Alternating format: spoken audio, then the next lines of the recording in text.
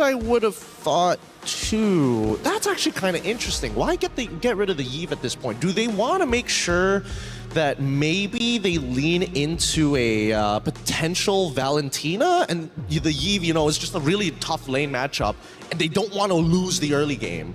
Or do you think it's Alice in the jungle? Alice in the jungle? I mean, that's old stuff, but it might not be the worst here. At the same time, we see that Jushin is getting banned out on the opposite end. Yep, very, very intelligent bans here from either side as we now see GP on the most important pick. So perhaps they were just setting up for the Jushin pick. That's what I was thinking of, right? I was like, Yeah. at some point, Jushin has to be entered in before you even start thinking about Sicilian and Farsa. Yeah, that's why they banned out the Yve. They just wanted to signal that, hey, we might be picking up the Jushin, and of course the Jushin against the Yve in the lane doesn't do as well in terms of range and of course as in terms of clear.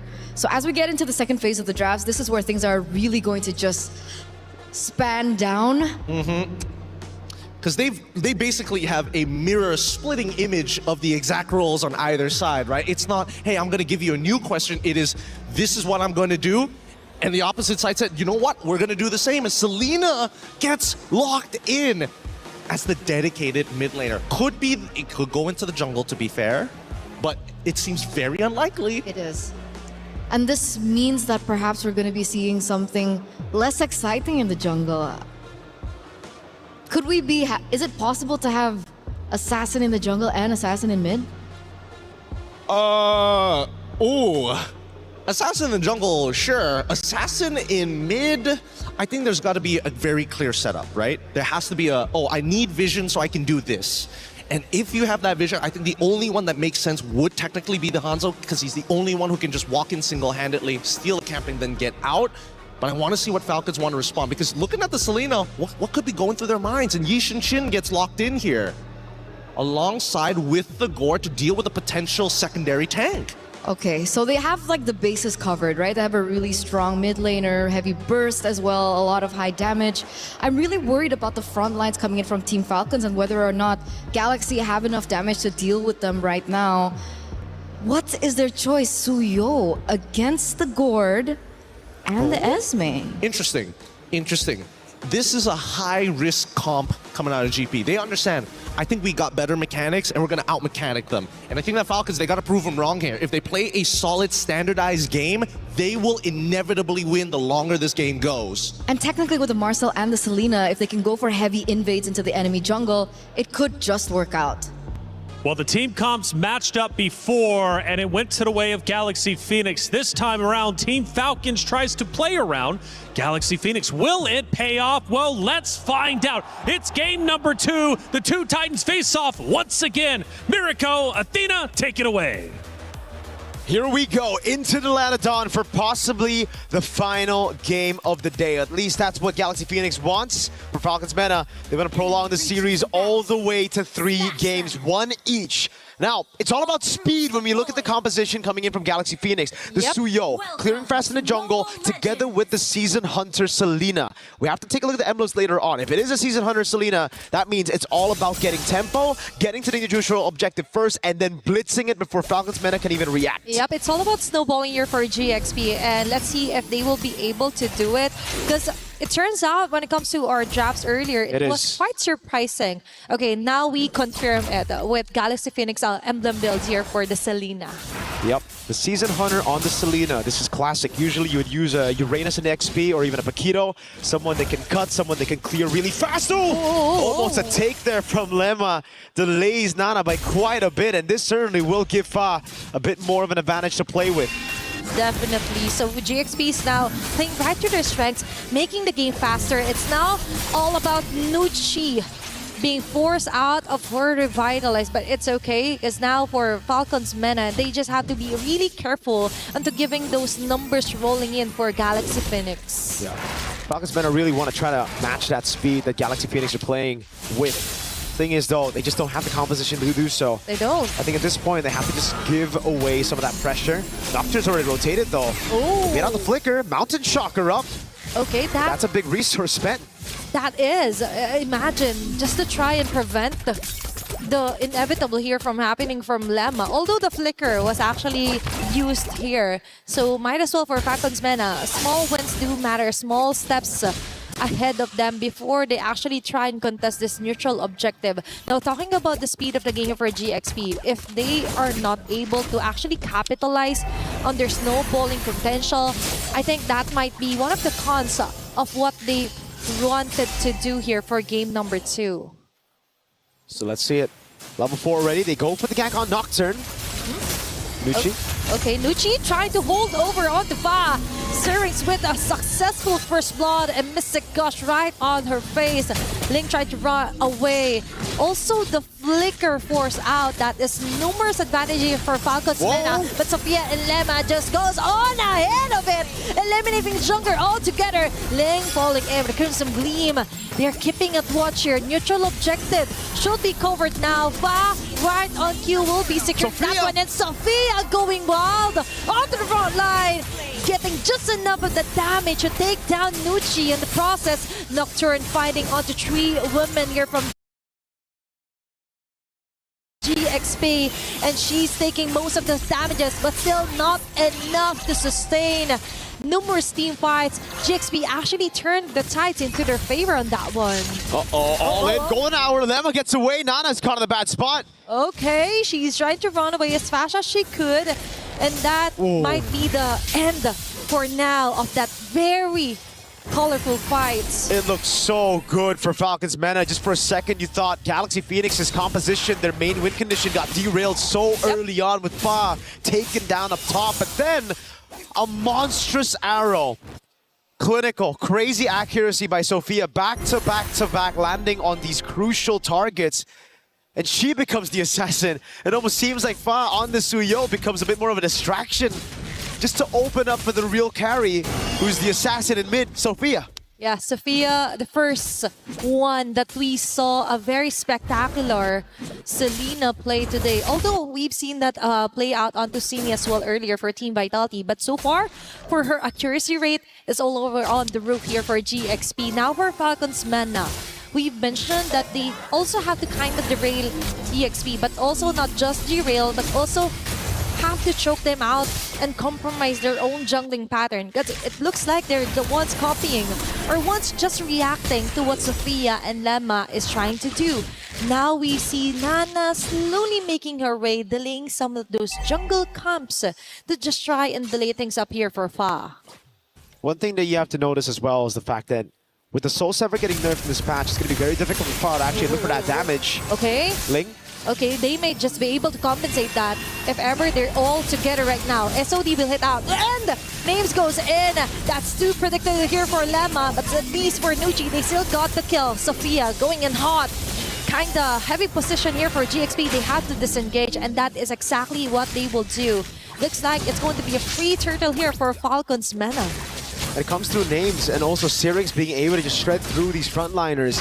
Link's not nearly tanky enough to deal with all of this damage. Yep. It's a very, very good mix of magic and physical. Winnie, though, was able to get a couple of hits down below, and now is starting to go on Names. Wave not in the place for them to dive, but Fa might just want to go for it. It's all about making it easier for Fa. If Fa isn't able to do it, there are other members that could compensate for the lack of damage so far because of the nerf from Fa. There should be a turret takedown below. It should also be an invade. It does seem like for both junglers, they're just going to trade sides of the map right now. Nana going up top to the Beetle. Ling is playing it safe though. Doesn't decide to blink. It will be turret for turret. Abyssal Arrow doesn't land. Fa. Oh, that's two ultimates onto the middle lane committed. Not any equal exchange at all from GXP. Although they've got a turtle onto the top lane, I think GXP still got the most out of it. Denial of the buff. Turret onto the bottom side, plus they forced out multiple ultis here from Falcons Mena. So now it's back to the slow game, and if you're thinking about the slow game, it really should be beneficial for Falcons Mena. They have a very good composition to scale into the late game. The Moskov, Gord, Yisun, Shin, heck, even the Esmeralda, all will find a lot of value. But then you look at GXP, and the fact that they can split things up a lot as well, right? It comes down to delaying these skirmishes with the Marcel, making it awkward, and then landing the crucial arrows to possibly turn things around. It is a very, very difficult lineup to pull off, but if Galaxy Phoenix does it, That's insane momentum and morale boost to take into the knockout stage. They are really used to high mechanical players here, or high mechanical skills as well. And Fa will get the opening. What a wild play here for GXP. And Ling with a turn of Roman hitting onto two members' names, trying to go for the free hits, but the damage just isn't there yet. Lemma on the other hand will be the sacrifice. Instead, that's two members for one, but GXP still have the chance to overturn that. Winnie right on cue with a PMI, but there is Nocturne just right in the corner, taking advantage of the chaos as well, and Fa onto the front with the evil cooler, and the narrow will just hit or just miss at all here for GXP. And it's the combo of the Marcel and the Selena as well. The Golden Hour locks them in place. The artillery gets locked from the Golden Hour too, and it just auto-connects on the members you see. Again, very difficult composition to pull off, but so far they've done a fantastic job at executing it. Up top now, they send the Claude. Winnie trying to go for the siege, as Nocturne has to respect it. Galaxy Phoenix, they have enough damage to deal with the frontliners, and they have enough sustain to deal with Falcons Mena's damage dealers as well. This is actually good for GXP. Although we mentioned that this is something they're really difficult to pull off, they're also were able to pull off the macro side of things as well, controlling the map, preventing names with actually annihilating the rest of them, and giving Winnie all the winning lanes here. SOD would miss out here onto Winnie. Very close call there for Galaxy Phoenix. Now they rearrange, they regroup as well. Really taking their time here as Nucci gets falling into the mid lane. Syrinx with the Mystic Gush of Winnie going in head-to-head on her with a blazing duet, all connecting onto the mid lane here for Falcons Mena. Now onto the mid lane, it's Fa going wild, Ling as well, Sophia dodging and sustaining all those damages as well. Sophia still alive and kicking, hitting on those arrow marks. Fa with a double kill. Now that's how they play. That's how hard they go against Falcons Mena. The back and forth is beautiful by Galaxy Phoenix. Falcons Mena, they always are in awe of what's happening, of what's hitting them right now. They're confused, left in confusion every single time. They think it's just going to be a clean front to back, where they've already gotten the sustain, where they already have the CC locked down on some of these members. But then Galaxy Phoenix, they utilize this composition, not in a way where it's just arrows coming in, clean-up attempts as well, but also them outmaneuvering Falcons Mena. You see the all-in happen here with the Glorious Pathway and the Mystic Gush, but then you see just how many of these resources are used to perfection. The Golden Hour to delay, the rest of the team utilizing those mobility skills to get out of harm's way and then to re-engage when it's all safe, when it's okay, when there are layers of frontliners coming in, and you get to see that final Blade Surge. Now Nucci, again getting desperate. Pop into Glorious Pathway early. Up top, it's a good lane. Throw to Ruin! Okay, that's four member caught again here. But Lemma and Ling Fa with a mega kill. Immediate takedown onto the jungler. Now for the double. Lemma onto Syrinx, hot on her tail. Lemma! Even with the flicker as well. Needs for the free hit. Now they go for the trade. But I think that won't be enough of an answer against GXP as Fa secures a triple kill. Now it's names all alone here on the bottom side. Fa and Ling targeting her. And that is going to be a last hit for Sophia. 4 members are actually a wipeout against Falcons Mena by GXP. Even when the arrows don't land, it plays such a crucial role in these team fights. Sophia with an arrow that didn't land but forced the step away from names. She had to take that Blade Surge to the face and then the Purify, desperately to try to get away. GXP are playing one hell of a game of MLBB. 5.7 thousand gold lead, a Lord up top pushing in as well. And all this while, they've been able to get these turrets down before. It's a Holy Shield down below. Look at the items. They've been able to get so much, and Fa has a Sky Piercer. I believe it was 60 stacks earlier. This is massive for someone who died so early on before Turtle 1 to get 60 stacks.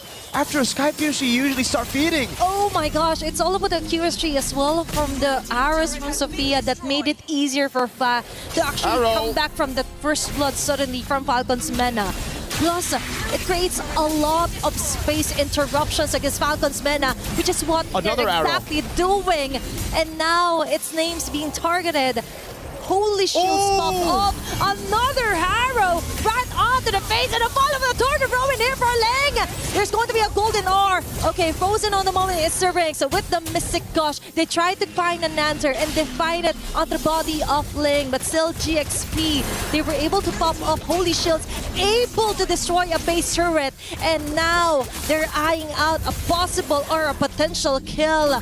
But still, for Falcons Mena, they're trying to force their way in against Winnie. Oh With my placing God. to it now, he's going back up again. And Nocturne onto the front line is not enough to sustain at all as Fat gets an opening with a mega kill following up for a moment as well. What a chase down here.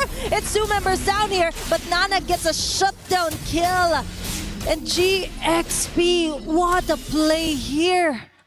Woo. 80 stacks on the board. She's fully stacked up. There was a shutdown over to Sophia, but GXP got the base turret in the far lane. They won't even have to send anybody over down below to set up that slow push anymore. So it's all about playing it calm now. I know they've thrived on playing it chaotic, on just going for these chaotic brawls, but it's time for them to slow things down as they wait for the Lord to spawn. 30 seconds on the clock. The wave in the bottom lane will be slow pushing. It's all about taking prio in mid and top and then forcing Falcons Mena to react, either by sending someone bot or by completely giving the Lord over to GXP.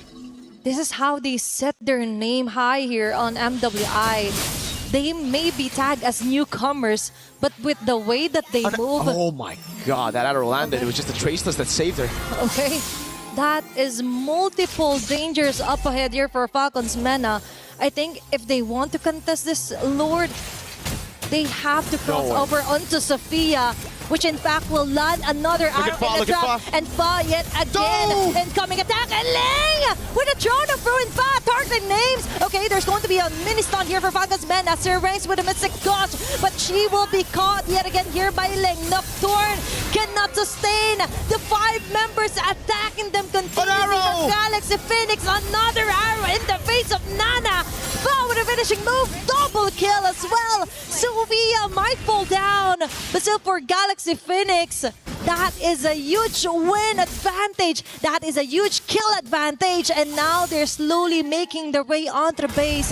Mid lane base turret being targeted. It's going to be a Glarus pathway to try to link things up here against GXP, but no. This might be the end as Fa closely survives. No, Sir ranks and names, getting a name out of Ling and Winnie. Still defending for their life here against GXP. And they get 3 base turrets already. Everything stripped down to the crystal. I know I said to play safe. I said to play safe. I said to play it slow. You know what? Screw that. Just do your thing, man. Galaxy Phoenix, they like it fast. They want to go in. They want to just look for those chaotic duels.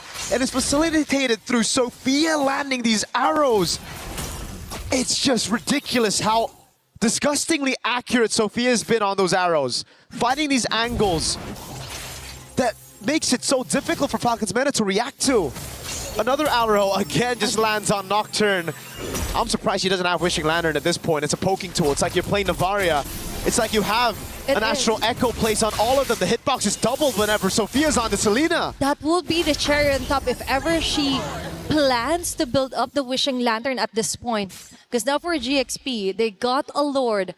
They've got most of the turrets out of the way. Now they just have to find a very good setup, which so far they have been landing onto the body of Ling, and with the use of Lemma as well with the golden hour. Not to mention, if you manage to dodge those critical ultimates, the arrow will still hit you just on cue. I just mentioned this one, and it happened right before the Lord responds. Okay, Lemma might have been too early onto that fight.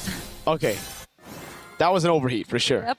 Okay, maybe now they need to play it slow because they got the Lord, they got everything, but they still have to respect the fact that Falcons Mena have a good scaling composition. If they're able to prolong this game even further, they might be able to contest the Lord. You can already see that clear with the Gord, Easton, Shin, and Moskov. This Lord is gone straight up. You need all 5 of your members with the arrows landing. Remember, if these arrows just land inside of the base, they can just walk back to their fountain, get all their HP back, and then reset all over again. That certainly has delayed things for GXP, and it's given Falcons Mena a second win. It's all about stretching out the game here for Falcons Mena. For GXP, yeah, you are dominating, but there is still the wave clear present and heroes for Falcons Vega, or Falcons Mena rather, that is slowly catching up. Speaking of stacks, 37 on that Thunderbell, 56 on the Sky Piercer. So we see how that has impacted GXP, how it's given Falcons Mena a bit more chance in this game. It's no longer at 80, so they won't start disappearing from the map whenever they get low. It's all about maintaining a low profile for now for Falcons Mena. But still, you can't keep a low profile as there's someone always attacking and giving the vision here, which is Sophia from Galaxy Phoenix. Now, they might not force out a team fight just yet.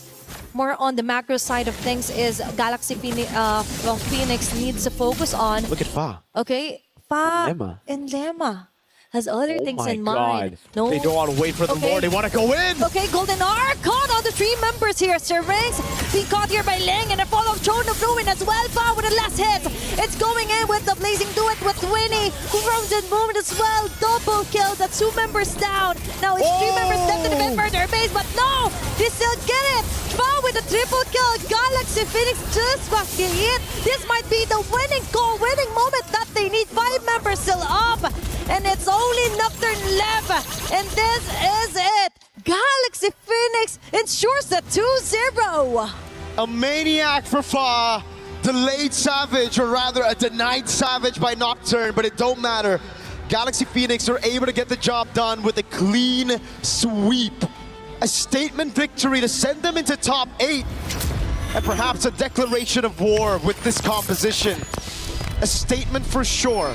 A win with one of the craziest, one of the toughest compositions to pull off, and they pulled it off all the way. It was crisp, clean, the arrow, the flanks, not waiting for the Lord and just subverting all of our expectations, especially Falcons Mena's. They weren't ready for that play. They thought it was going to be slow. They've expected teams to just play around the Lord after losing, or after winning this hard, after getting defended over and over again. Galaxy Phoenix may have come as a newcomer this season, but no, they should never be treated as such. What an amazing way to end the day for MWI. That is somehow one of the most dominating wins that we've seen today so far. We've seen dominant wins in the form of calculated domination, macro control, no shutdowns given.